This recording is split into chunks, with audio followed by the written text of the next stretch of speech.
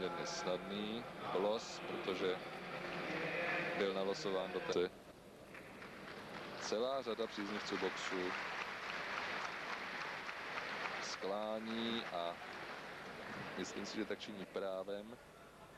Cirok je v téhleté sezóně jedna z nejvýraznějších osobností našeho ringu. Body utkání Toriente Rodriguez, vzácná shoda Just a Želazko, Československo, Morales, Kuba a Vilnov, Německá spolková republika, všichni 60-57 pro Torienteho, jen Jendov z Bulharska 59-58 rovněž pro Toriente. Začalo utkání Cirok Blagojev, Cirok celý v rudém.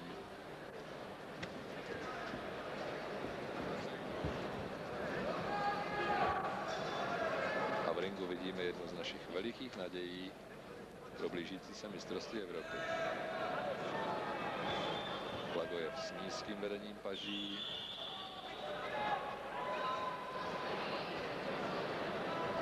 Relativně odkryt. Oba v pravém gardu, to znamená výhoda smazána. Výhoda pravogarďáků proti těm se standardním nebo častěji se vysvětlujícím levým střehem je zřejmá, nejsou přeci jen tak zvyklí.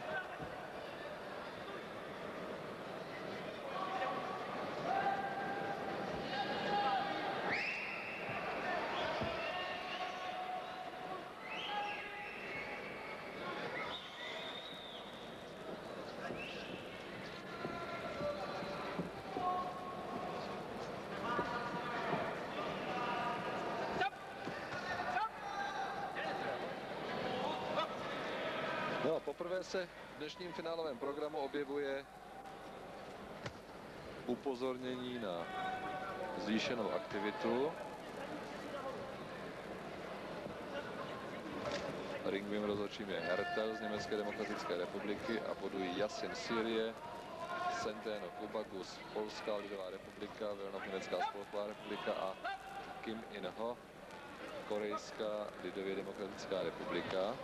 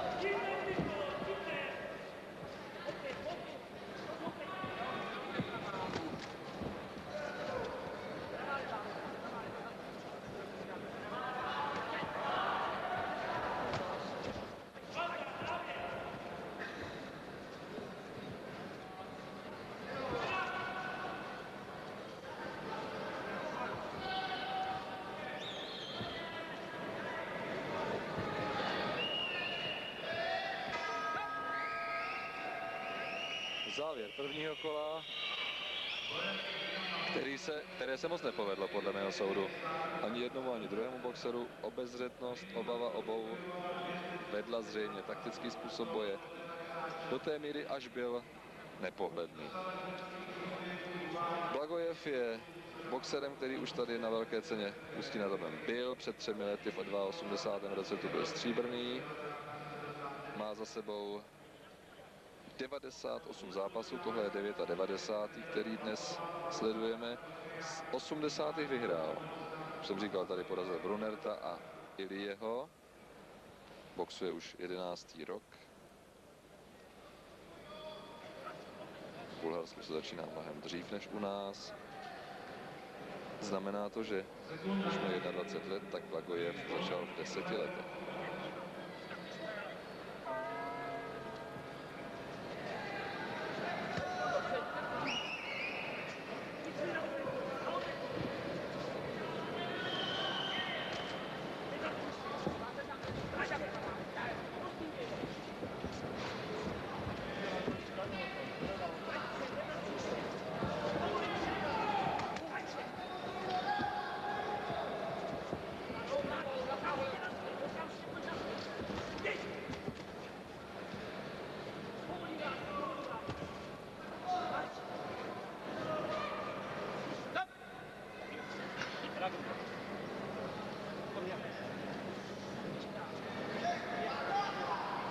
problém s cirokovou boxerskou botou.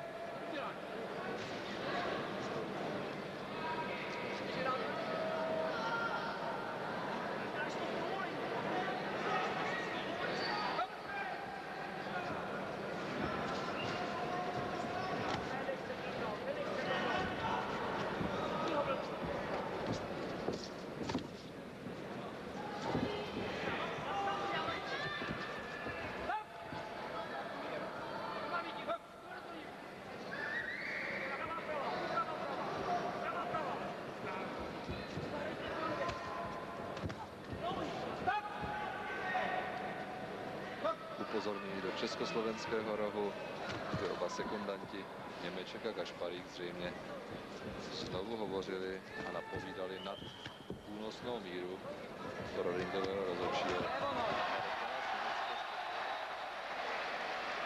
Německé demokratické republiky, promiňte.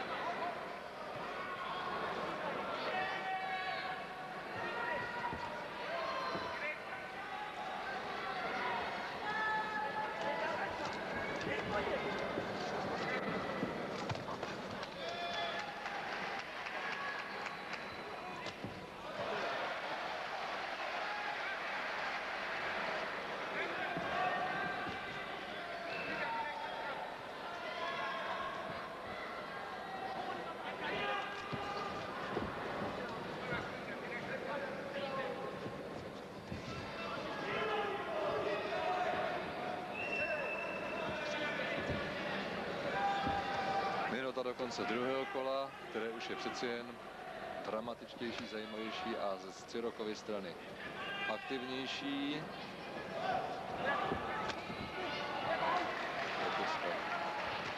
Soupeřů Svědák.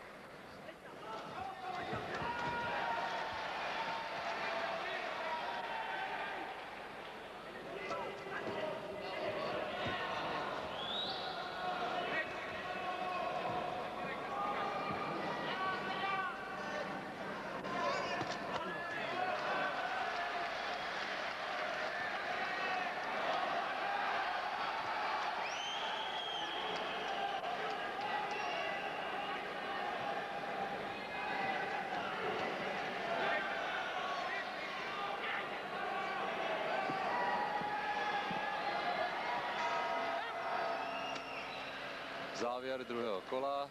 Podíváme se na Štefana Ciroka a než se objeví záznam, tak si řekněme, že díváme na záznam další z boxerů, který holduje rybaření. Je zajímavé, jak početný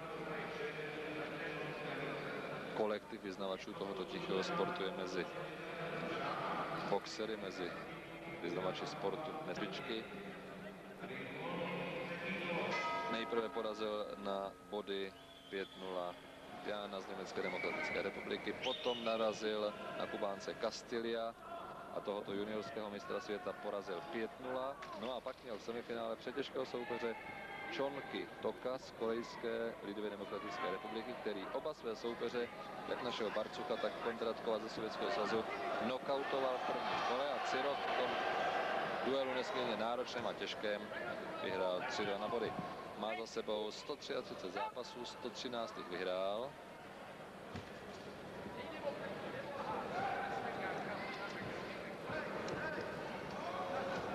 Říkal jsem, že Cirok začínal v Nitře s boxem, pak přešel do Komárna a právě v Komárně mezi 9. a 11. květnem proběhne 19. ročník velké ceny Slovenska.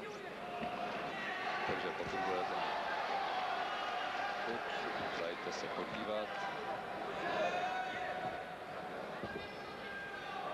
Je to největší boxerský turnaj s mezinárodní účastí na Slovensku vůbec.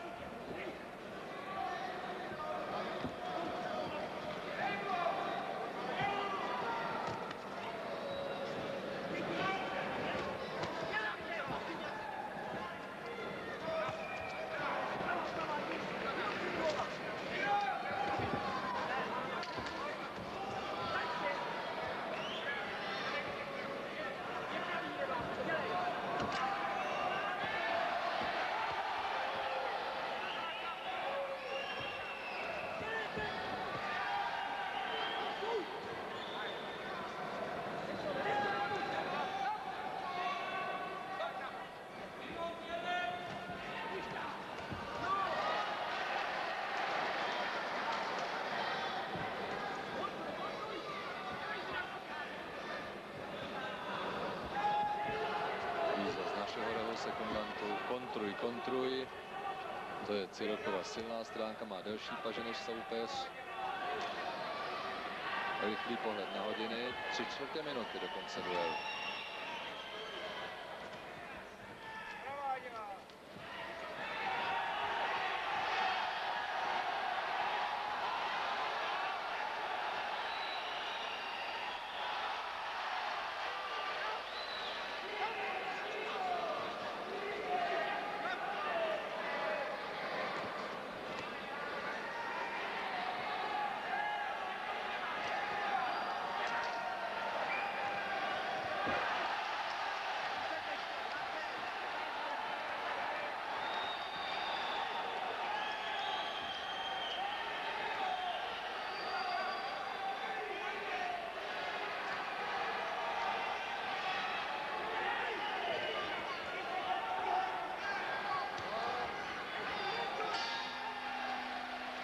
Tak je tu závěr duelu. To bylo zajímavé utkání. Cyrokův soupeř vodil ruce od začátku až do konce v tak nízké poloze, že se snad s podobným soupeřem Cyrok ještě neutkal. Je to až provokující pozice, která soupeře doslova láká k úderům, ale protože pracoval skvěle na nohách, dokázal řadě úderů uniknout. Faktem ovšem je, že asi v téhleté finálové dvojici víc než ve všech předcházejících dohromady se promítl celý turnaj na ztrátě kondice, na ztrátě sil. Možná proto byl ten duel takový opatrnější. Přeci jen, když se podíváte do řad boxerů, tak vidíte, jak turnaj poznamená boxerovu tvář i tělo. To už není tak moc vidět, ale věřte tomu, že tomu tak je. Mnohem víc než jednorázový ligový duel, mnohem víc než jednorázové mezistátní utkání. Ovšem,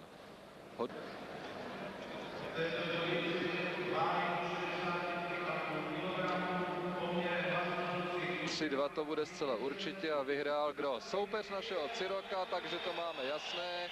Vyhrál soupeř našeho reprezentanta a to je ztráta, se kterou jsme trošku nečekali, nepočítali. Přeci jenom jsme si říkali, že Štefan Cirok by v tomhletom utkání vyhrát měl. Nic. Takže Štefan Cirok skončil na stříbrné pozici.